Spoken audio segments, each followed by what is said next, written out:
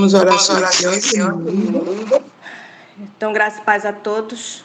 Já somos 5h14. Nós vamos, neste momento, fazer o estudo da Palavra de Deus. E hoje tem um assunto muito importante que fala sobre a Páscoa, que era a festa de abertura do ciclo anual das cerimônias religiosas. Tá? E ela era comemorativa e típica. E a Páscoa, ela celebrava a libertação da escravidão do pecado de cada indivíduo. E que reivindicava aquela pessoa que aceita Cristo, né, como seu legítimo Salvador e Senhor, como seu Cordeiro Pascual, e aceita o seu sangue, né, para cobrir os seus pecados passados. Então, essa pessoa, ela celebrava a Páscoa, né, com amor e temor. É igual assim a Santa Ceia, né? Eu, particularmente, eu não gosto de deixar de fazer Santa Ceia. E é uma preparação que a gente tem, né? Se a gente está chateada com algum irmão, pensa com o irmão, vamos lá, pedimos perdão, para ficar em paz com todo mundo. E aqueles que não fazem, eles ficam com problemas espirituais, né? Tem problema espiritual, tem alguém com o microfone ligado aí. E a gente vê que as pessoas que não fazem a ceia, né, por algum motivo, em vez de buscar resolver esse motivo, não, ficam alimentando, né? Motivo. Rápido elas se declinam da fé. Vão esfriando, quando vê, declínio da fé. Então, vamos valorizar esses momentos, né? E de estar em comunhão com Deus e com os irmãos. Então, a Páscoa ela era celebrada no início da primavera e quando o tempo dessa festa se aproximava, diz aqui que os convidados, todos os convidados que se conduziam a Jerusalém. E eles ficavam, e lá em Jerusalém, ficava repleto de judeus devotos, que seguiam em direção à Santa Cidade. Tinha pastores, lavradores, sacerdotes, levitas, homens e mulheres de todas as posições, juntavam-se a multidões que iam para Jerusalém. Então, era uma festa maravilhosa, né? Todos se faziam caravanas e caravanas para estar em Jerusalém para essa grande festa. As casas das cidades, elas eram abertas para recebê-lo. Os irmãos, né, da cidade de Jerusalém, eles eram receptivos, eles eram hospitaleiros, abriam suas casas. As casas tinham terraços e eles liberavam para que eles montassem tenda até as ruas. Tinham tendas para que os irmãos ficassem ali durante a festa. Então, antes da libertação dos filhos de Israel do Egito, o ano novo ele começava no outono. Mas depois que o Senhor libertou os israelitas da escravidão egípcia, no mês de Abib ou Nissan, ele disse: este mês vos será o principal dos meses. Será o primeiro mês do ano. O mês de Abib corresponde ao final de março e 1º de abril. Então, era quando iniciava a Páscoa. Final de março para início de abril. E no 10º dia do mês de Abib, que é o final de março, início de abril, o Cordeiro da Páscoa ele era escolhido e era mantido separado do resto do rebanho até o 14º dia do mês, quando ele era apresentado, né, como sacrifício. Então, interessante que havia uma hora determinada para matar o cordeiro na Páscoa, que era no crepúsculo da tarde. Ou essa hora assim, era mais ou menos uma 9ª hora do dia, que em nosso dia seria 3 horas da tarde. Tá?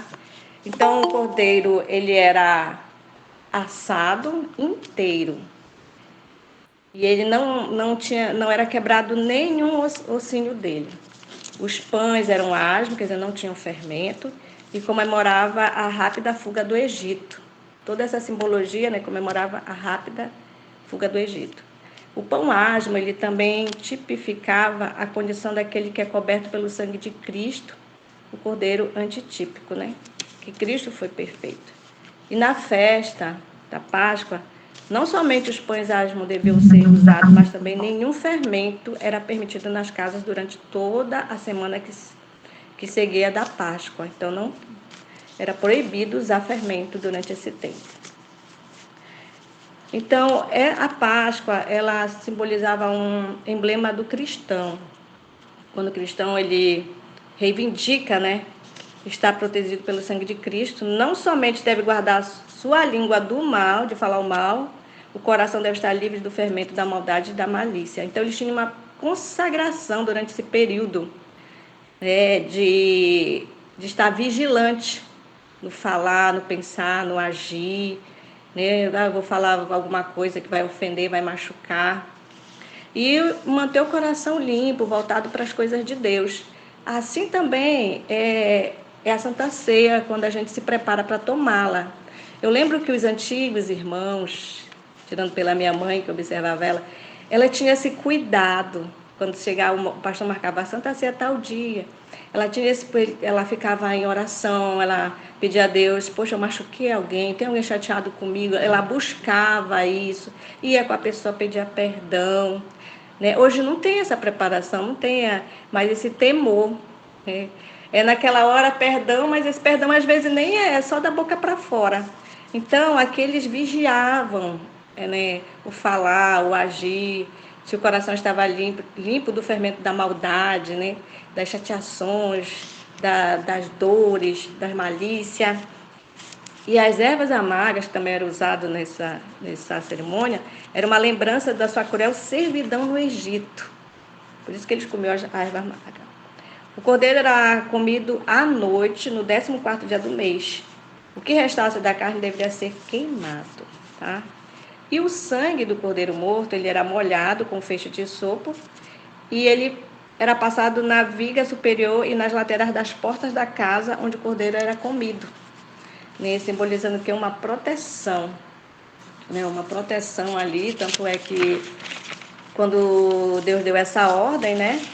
Lá em Êxodo 12:13 diz: o sangue vos será por sinal nas casas em que estiverdes. Quando eu vi o sangue, passarei por vós, e não haverá entre vós praga destruidora, quando eu ferir a terra do Egito. Então era uma proteção ali, um sinal que o anjo do Senhor ia passar, estava marcado que ele não entrava, né? E as casas que não tinham aquele sinal, ele entrou e os primogênitos foram mortos na última praga lá no Egito. Assim como o anjo destruidor passou pelo Egito e matou cada primogênito que não estava protegido pelo sangue, então a segunda morte, da qual não haverá ressurreição, cairá sobre todo aquele que não for purificado do pecado pelo sangue de Cristo. Só uma coisa protegerá ricos e pobres, o precioso sangue de Cristo. O sangue de Cristo, seu Filho, nos purifica de todo pecado. Se confessarmos nosso pecado, ele é fiel e justo para nos perdoar os pecados e nos purificar de toda injustiça. Então, se eu creio, né, que o sangue de Cristo me purifica, me limpa, e eu desejo ser limpo, eu estou protegido, né? Eu estou protegido. E por mais que eu morra antes de Cristo voltar, morrendo firme no Senhor, eu ressuscitarei para a vida eterna. Mas aqueles que não creem, né, e não se preparam, vão morrer, vão ressuscitar e vão morrer novamente. Cada cordeiro morto na Páscoa, até o tempo de Jesus, né, quando Jesus veio, era um tipo do Salvador em sentido especial. Cristo, nossa Páscoa, foi sacrificado por nós. Então, aquele cordeiro simbolizava Cristo, né, o sacrifício que Cristo ia fazer. Então, assim como o cordeiro da Páscoa era separado antes de ser morto, Cristo foi condenado à morte, né, pelo Sinédrio, e aconteceu antes de ser crucificado. Então, ele teve aquele processo, né? Ele foi separado, ele foi logo retirado do meio da multidão. Lá em João 11:47 e 54 diz que Jesus já não andava publicamente dos judeus, então ele ficou preso. E ele foi passando de um lugar para outro lugar, antes de ser crucificado. Cristo foi crucificado na sexta-feira, não foi por acaso que isso aconteceu. Deus ordenou que o dia seguinte, a Páscoa, que era o 15º dia do mês de Abib, deveria ser guardado como um sábado cerimonial. Então, tudo que Deus programou aconteceu. Né? Aconteceu. O cordeiro da Páscoa foi morto ao pôr do sol, ou cerca da nossa hora do dia, que hoje seria 3 horas da tarde. E quando Cristo estava ali, nos seus últimos momentos, né, ele falou, está consumado. E entregou a vida como oferta pelo pecado. Está lá em Mateus 27, 46 a 50. Nessa hora, os sacerdotes se preparavam para matar o cordeiro no templo, mas foram detidos em sua obra. Toda a natureza respondeu a esse clamor de agonia do Filho de Deus. A terra vacilou de um lado para outro, e mãos invisíveis rasgavam o véu do templo de cima a baixo. Então, quando Cristo estava ali, na cruz, pendurado, né? E ele falou, está consumado, nesse mesmo momento estava acontecendo essa cerimônia no templo físico. E o animalzinho, ele fugiu, né, da mão do sacerdote e não aconteceu. Houve um terremoto ali e o véu foi rasgado. Diz que mãos invisíveis rasgavam o véu do templo, porque o verdadeiro cordeiro estava morto. Então não tinha mais necessidade de matar nenhum cordeirinho. Os seres humanos nunca mais se aproximariam de Deus mediante ofertas de animais, mas se chegariam com toda a confiança ao trono da graça para apresentar seus pedidos no precioso nome de Cristo, nossa Páscoa. Então ali Cristo morreu, por isso que nossas orações a gente sempre tem que finalizar em nome de Jesus, né? Iniciar em nome de Jesus, porque Ele está sendo nosso mediador perante o Pai. Foi à meia-noite que o anjo destruidor passou por todo o Egito e manifestou seu poder em libertar o povo de Deus do cativeiro. Assim também será à meia-noite que Deus manifestará o seu poder pela libertação final do seu povo. Êxodo 12, 29 e 30. Então, quando o anjo destruidor passou no Egito, ele passou à meia-noite, né? E destruiu os inimigos e libertou o povo de Deus. Então, diz aqui que também Deus vai manifestar o seu poder de libertação, né, final do seu povo. Também será meia-noite. Quando Deus manifestar seu poder à meia-noite para a libertação final de seu povo, amanhã não deixará ninguém na servidão. As paredes das prisões fendem-se, o povo de Deus que estiver retido em cativeiro por causa de sua fé é libertado. Então vai haver uma grande libertação, né, do povo. Os que estiverem presos, estiverem refugiados, vão ser libertos. Aí nós temos aqui o exemplo de Faraó, né? Diz aqui que a destruição de Faraó e todo o seu exército no Mar Vermelho e cântico de libertação cantados pelos israelitas na outra margem era um tipo da libertação final do povo de Deus na terra. Apocalipse 15, 2 e 3, né, relata que o povo de Deus vai cantar ali no mar de vidro, né, libertos, porque o seu inimigo está completamente destruído. Então foi como aconteceu. Faraó foi atrás do povo para eliminá-los e eles morreram todos ali no Mar Vermelho. E quando eles chegaram do outro lado, eles cantaram, né, um cântico de agradecimento. Nenhum estrangeiro poderia participar da Páscoa. Ao cumprir certas cerimônias, poderia se tornar um israelita, então participar da Páscoa. Então, tinha muito estrangeiro no meio ali do povo, né? E por que eles não poderiam participar? Porque o pecado, ele impede a humanidade de compartilhar das bênçãos prometidas aos filhos de Deus. Mas é um remédio contra os pecados. Então, quando eles aceitavam a fé, né, faziam todas aquelas cerimônias, é igual hoje, né? Você está ali no mundão, fazendo, acontecendo, mas você tem um encontro com Cristo, aí você começa a estudar a palavra, você começa a ir deixando os vícios, se voltando para Jesus, começa a estudar mais, aprender mais o que Cristo quer de você, e você vai se entregando, né? Então você é aceito como um filho de Deus mesmo, né? Um servo de Deus. Ainda que os vossos pecados sejam como a escarlata, eles se tornarão brancos como a neve. Ainda que sejam vermelhos como o carmesim, se tornarão como lã. Isaías 1,18. Se todavia alguém pecar, temos advogado junto ao Pai, Jesus Cristo justo. 1 João 2,1. Então, se você está aí pecando, eu não consigo, você consegue sim. Se pegue com Cristo, pegue na mão de Jesus. Senhor, eu gosto de fazer isso. A gente tem que ser sincero com Deus. Senhor, eu gosto de fazer isso, mas eu não quero mais gostar de fazer isso. Me ajuda, me liberta, me cura, porque eu quero te servir. É isso que Deus quer ouvir de você, porque Ele só pode fazer a obra completa se você permitir e pedir. Senhor, eu não gosto de fazer isso. Senhor, eu não gosto de comer isso. Senhor, eu não quero fazer isso. Me ajuda. Me ajuda. E Deus vai te ajudar. Quando você vê, você está completamente liberto. Bom, os filhos de Israel, eles viviam cercados por nações pagãs, que poderiam se apossar dos seus bens quando eles estavam em viagem. Achei isso aqui tão importante, gente. Né? Porque quando eles faziam as caravanas deles para viajar para Jerusalém, diz aqui que eles tinham vários inimigos. Na época deles também tinha, né, os bandidos, ladrões, tinha isso. E eles passavam dias fora de casa para ir para a festa em Jerusalém. E essas pessoas poderiam muito bem saquear sua casa, pegar seus bens, mas ele subiu confiando na promessa. Olha que promessa. Eles acreditavam: alargarei o teu território, ninguém cobiçará a tua terra quando subires para comparecer na presença do Senhor teu Deus. 3 vezes no ano, ele subiu a Jerusalém para adorar o Senhor. Tem Êxodo 34, verso 24. Anotem essa promessa. Êxodo 34, verso 24, que fala que Deus vai proteger todos os seus bens. Irmãos, é muito maravilhoso quando você realmente confia em Deus. Ele não permite que o mal faça algo com você. Ele protege os seus bens, protege os seus negócios. É uma coisa maravilhosa. Então eu vejo assim que a gente pouco confia nas promessas. E eu vejo também que a gente pouco fala nas promessas.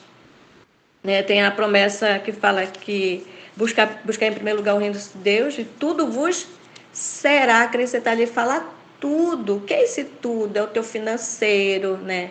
É a tua saúde, né? É a tua vida espiritual. E é verdade, eu já vivi isso na minha vida. Já vivi isso na minha vida. Irmãos, quando eu aceitei a fé, nós aceitamos a fé, o meu marido, ele tinha um trabalho que a gente ficou com receio assim de continuar o trabalho, de pegar assim contratos e não poder atender o cliente, porque esse contrato o cliente exigia a presença no sábado, caso acontecesse algum problema com a máquina dele. E nós falamos, olha a falta de fé e confiança em Deus. Não, vamos de querer fazer a nossa própria vontade, em vez de buscar Deus para perguntar, Senhor, vamos fazer isso? Não vamos, né? Ah, não, vamos arquivar essa empresa. Meu marido, coitado, sofreu fazendo o que ele não gostava, né, de vender de porta em porta e para sustentar a família. Passamos bons perrengues mesmo, né? Nosso padrão de vida baixou. Mas glória a Deus, nunca faltou o pão, vestiu o calçar, passamos uns problemas financeiros. E aí ele conversou com Deus sobre reabrir a empresa. Deus disse que sim. E nessa época a gente já estava mais maduro na fé, né? E abrimos a empresa. Então começou a trabalhar, vamos pegar no mão de Deus. E uma vez nós viajando para Santarém, bem longe de Belém, a trabalho do Senhor, estávamos lá, abrimos a programação, quando o gerente da empresa entrou em contato com ele, tinha uma máquina parada, precisava, e foi gerente, foi diretor, e foi tudo ligando para ele. E aí ele desligou o celular, ficou em oração, não me falou nada. Ele foi me falar depois do pôr do sol, o que estava acontecendo. Ele, olha, parou uma máquina, toda a empresa está ligando para mim, né? E agora depois do pôr do sol que eu respondi dizendo que eu estou em viagem, mas segunda-feira estarei lá para resolver o problema. Mas só que nós vamos perder esse cliente, né? Então seja conforme a vontade de Deus. Vamos perder esse contrato. Então seja conforme a vontade do Senhor. Se for para a gente perder, a gente perde. Se não for, que Deus quebrante o coração deles para entender. E aí continuamos o trabalho, não ficamos preocupados, só, olha, Senhor, está aqui, nós estamos fazendo o teu trabalho, a tua obra, né? Seja conforme a tua vontade. Não deixa a gente ficar triste, angustiado, não, vamos fazer o teu trabalho. E fizemos o trabalho, Fomos para um lazer com os irmãos, conhecer a praia, o Alter do Chão, que é linda, maravilhosa.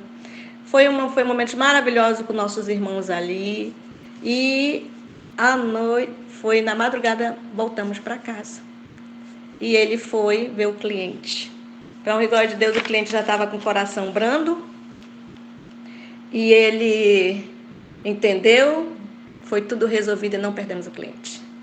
Gente, essa experiência marcou na minha vida, porque a gente tem que confiar nas promessas de Deus. Temos que confiar. E essa promessa, tudo vos será acrescentado, eu tenho ela no meu coração. Se Deus diz tudo, é porque é tudo, né? E glória ao Senhor, nós temos essa empresa, né? E Deus tem nos sustentado e tem nos ajudado também a investir na obra de Deus, porque nós somos voluntários na obra de Deus e nós pagamos, quando fomos chamados para fazer parte do departamento, eu falei para a direção, nós vamos pagar nossas despesas.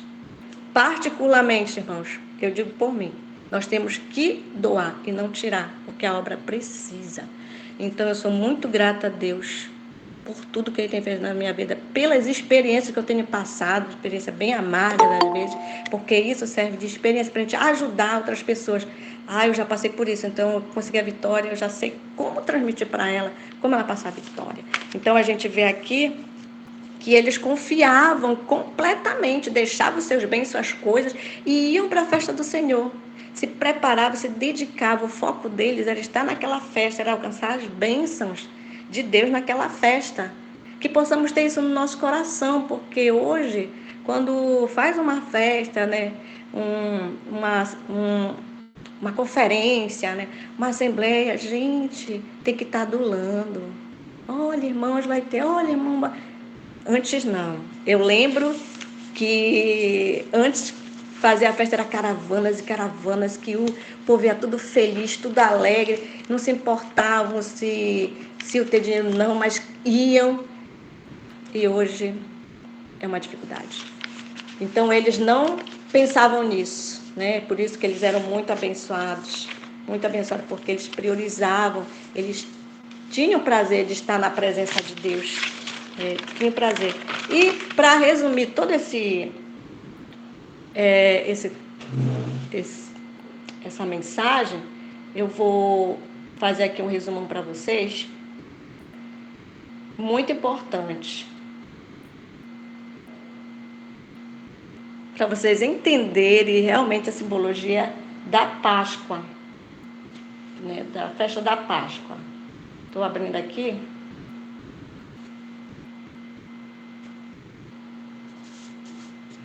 Então, irmãos, a gente vê que tudo, Deus ele tem um propósito, né? Tudo ele tem um propósito. Então, fica a dica aí na Santa Ceia. Se dedique. Tem alguém com o microfone ligado aí, por favor, desligue. Como é que eu faço? Se dedique na sua consagração, para você ter muitas bênçãos e ser refrigerado pelo Espírito Santo. Ela não está conseguindo. Já desliguei. Deixa eu localizar aqui para eu mostrar para vocês.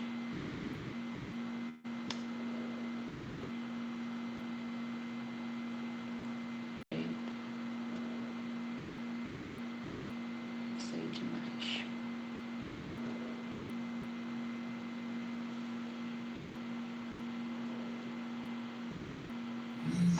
Para mim tá muito.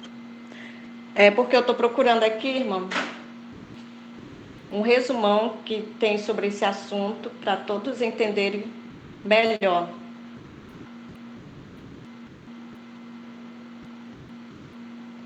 Sobre a Páscoa, que era uma das primeiras festas anuais da primavera, que acontecia na época de Jesus.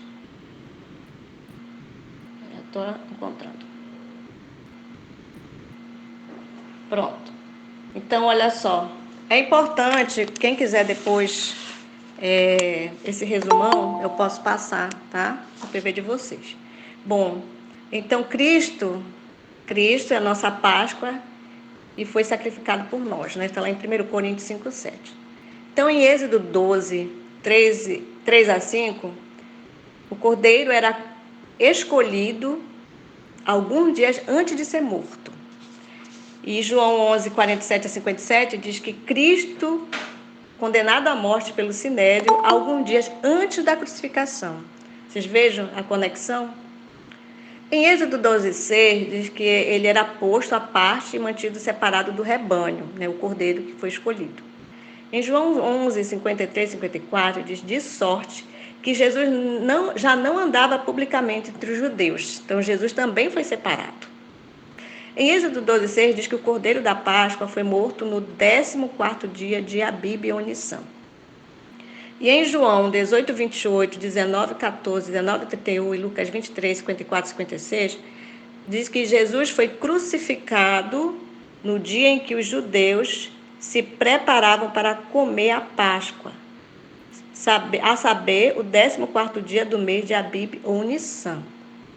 Em Êxodo 12:6 diz que o cordeiro era morto no crepúsculo da tarde. Em Marcos 15, 34 e 37, João 19, 30, Jesus morreu na cruz no crepúsculo da tarde, ou cerca da hora 9, que era 3 horas da tarde. Em Êxodo 12, 46, nenhum dos ossos do cordeiro era partido, era quebrado. Em João 19, 33 a 36, nenhum dos ossos do Salvador foi partido. Então, os ossos de Jesus nenhum foi quebrado. Eles quebravam, né, logo as pernas para que eles morressem mais rápido. Êxodo 12:7. O sangue era colocado na viga superior e nas laterais das portas. Quando matava o cordeiro, pegava o sangue, né, e eles passavam aquele sinal ali em cima e nas laterais da porta. 1 Coríntios 5, 7 e 8. Aliás, 1 João 1,7, o sangue de Jesus Cristo, seu Filho, nos purifica de todo pecado. Quando você aceita Jesus na sua vida, você tem essa proteção e também a purificação. Êxodo 12:11, pães asmos e ervas amargas eram comidas com o cordeiro. Em 1 Coríntios 5, 7 e 8, o pão asmo representava a liberdade da maldade e da malícia. Em Êxodo 12:19, nenhum fermento era permitido em suas casas por uma semana após a festa da Páscoa. 1 Pedro 3:10 e 1 Tessalonicenses 5:23, o cristão não somente deve guardar seus lábios da falsidade, mas todo o seu espírito, alma e corpo devem ser preservados irrepreensíveis. Gente, isso aqui é muito sério. Inclusive, eu quero pedir oração por uma pessoa que, misericórdia, precisa de muita oração. Ele tem um espírito muito faccioso.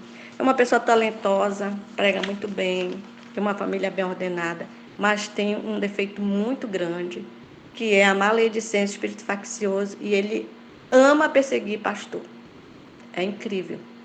Vamos orar por essas pessoas. E aqui fala, né, que nós devemos libertar nossos lábios da falsidade. Devemos manter o nosso corpo irrepreensível. Em Êxodo 12:7, 12:29 e 42, a libertação veio à meia-noite, após a morte dos primogênitos dos egípcios. E Jó 34:20, à meia-noite, Deus manifesta seu poder para a libertação do seu povo. Em Êxodo 12, 22 e 23, não há abrigo do destruidor, exceto sobre o sangue do cordeiro pascual.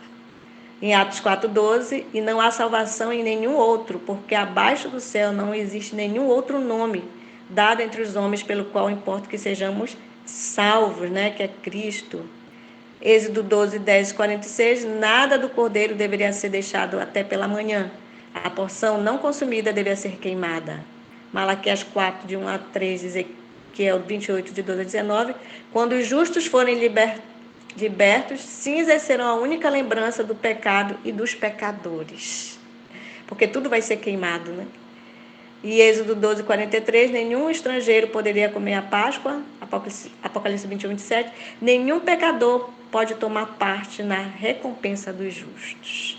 Então, se eu estou aí pecando, fazendo e acontecendo, eu tenho que buscar Jesus de todo o meu coração para eu poder fazer parte, né, desta família real. Êxodo 12, 48, havia uma provisão feita pelo qual o estrangeiro poderia comer da Páscoa. Efésios 2, 13, Gálatas 3, 29. Mas agora em Cristo Jesus, vós que antes esteves longe, foste aproximados pelo sangue de Cristo. Então, esse é o resumão desse capítulo 13, né? Segundo a palavra de Deus. E a gente vê assim que Cristo está em tudo na Páscoa e que precisamos muito dele para sermos lavados de todo pecado, purificados, né? E assim podemos honrar ele em tudo que fizermos. Então, que Deus nos ajude a compreender, né, cada detalhe dessas cerimônias religiosas que são importantes na nossa vida. Que Deus abençoe todos. Amém. Irmã Rita, vamos orar? Amém. Amém. Amém. Amém. Que o nosso Deus possa estar nos abençoando, que possamos compreender toda a mensagem, principalmente a mensagem de todo o santuário.